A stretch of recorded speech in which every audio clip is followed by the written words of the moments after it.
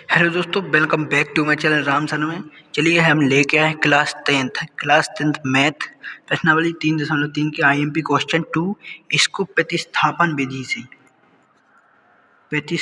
विधि से सॉल्व करना है। इन दोनों क्वेश्चन को आपको दिया भी रहता है किस विधि से सॉल्व करना, तो इनको बोल रहा प्रतिस्थापन से सॉल्व कीजिए। चलिए बहुत ही सरल तरीके से मैं आपको बताऊँगा। चलिए देख लीजिए। सबसे पहले हमको क्या दिया है, x + y = 14 और x - y = 4। प्रतिस्थापन विधि क्या होती है? समीकरण 1 समीकरण 2 हमने माना इसको, ठीक है। प्रतिस्थापन विधि, प्रतिस्थापन मतलब किसी का किसी में रख देना, मान रखना, स्थापित करना, वो होता है। तो यहाँ देखिए, सबसे पहले समीकरण 1 से हम x + y = 14 है। x + y = 14, तो x = 14 - y, यहाँ गया तो माइनस हो गया। अब देखिए आपको x का मान मिल गया। अब मैं क्या करूँगा, जो x का मान समीकरण 2 में रख सकता हूँ। चलिए, अच्छा यहाँ पे ये ध्यान रखना कि आपने समीकरण 1 से मान निकाला ना, तो 2 पे रखेंगे। अगर 2 से निकालेंगे तो 1 पर रखेंगे। स्टेप बहुत सारी देखिएगा। तो हम समीकरण 2 में x का मान रखने पर, ये आपको इस प्रकार से लिखना है। क्या होगा, x = 14 - y = 4 हो जाएगा। माइनस 2y 14 = 4 हो जाएगा, ठीक है। -2y रहने दीजिए, 4 माइनस यहाँ जाएगा तो 40 हो जाएगा ना।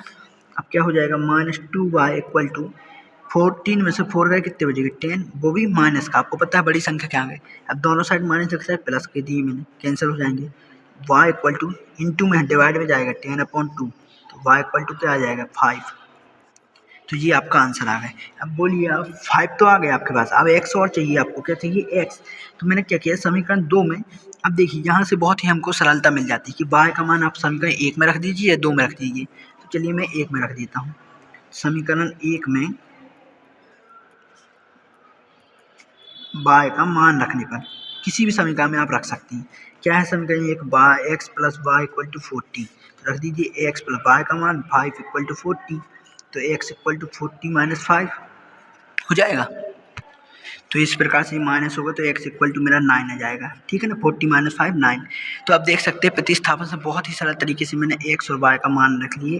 तो x = 9 और y = 5, ये मेरा आंसर आ गया, बहुत ही सरल तरीके से, ठीक है। अब सेकेंड क्वेश्चन भी इसका देख लेते हैं हम लोग। प्रतिस्थापन समझ में आई ना। सबसे पहले आपको क्या करना है भाई कि x - 3 दिया है और x/3 + t/2 = 6। हमको समीकरण दिए है, किसी भी समीकरण को x या y का मान निकालिए। यहाँ पर t है, ठीक है, t का मान निकालिए एस टी में, ठीक है। उसके बाद जिस समीकरण से निकाला है उसके दूसरे समीकरण में उसका मान रखिए। वहाँ से आपको x y का मान निकलेगा, फिर उसमें से किसी भी समीकरण को पुट कर दीजिए, ठीक है। इसी प्रकार इसको सॉल्व करते हैं। चलिए मैं क्या करता हूँ, यहाँ से मान निकालता हूँ। बोले क्यों, क्योंकि यहाँ से सरल हो जाएगा।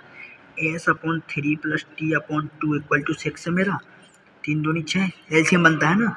2s + 3t = 6, 2s + 3t = हो जाएगा 6 × 6 36। अब यहाँ से मैं क्या करता हूँ कि चलिए मैं t का मान, s का मान निकाल लेता हूँ। 2s = 36 - 3t, आप किसी का भी मान निकाल सकते हैं। और as = इसमें डिवाइड कर देंगे 2। ये थोड़ा लेंथी हो जाएगा पर बहुत ही सरल तरीके से आपको समझना है। अब x का मान 2 से निकाला, 1 में रख दीजिए, ठीक है। समीकरण 1 में मान रखने पर समीकरण 1 क्या है, s - t = 3। s का मान क्या है, 36 - 3 t/2 - t = 3 हो जाएगा। तो अब इस प्रकार से देखिए, 33 - 3/2 - t/3 = 3। तो ये मेरा क्या होगा, इसको सॉल्व करना है। यहाँ पे हो जाएगा 33, एलसीएम लेंगे ना इसका, 2 36 - 3t माइनस इसका यहाँ जाएगा क्या होगा, 2t/2 = 3, ठीक है। तो इसको सॉल्व करने पर हमारे पास क्या आ गया, 36 में 2 का इंटू मल्टीप्लाई करूँगा तो 2 × 6 = 6, ये सॉल्व हो गया। अब इसको और सॉल्व करते हैं। 36 - 3t 5t = 6, -5t = 6 - 36, इसको यहाँ ले गया ठीक है, -5t इक्वल टू 30 हो जाएगा, वो माइनस में 6 से 6 गए तो ठीक है।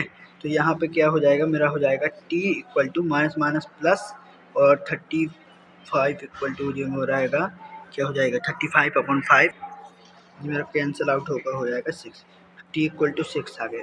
थोड़ा लेंदी था पर बहुत ही सरल था, आप देख सकते हैं किस प्रकार से सॉल्व करना है। एलसीएम थोड़ा सा लेना है, t इक्वल टू 6 आ गया, ठीक है। अब बहुत ही सरल हो गया। अब मैं क्या करता हूँ, समीकरण 1 में t का मान रखने पर, ठीक है, समीकरण 1 में t का मान रखने पर, समीकरण 1 में क्या है मेरा s minus t equal to 3, s का मान मेरा s माइनस टी का मान 6/3, तो s इक्वल टू क्या हो जाएगा 3 माइनस है तो +6, s इक्वल टू 9।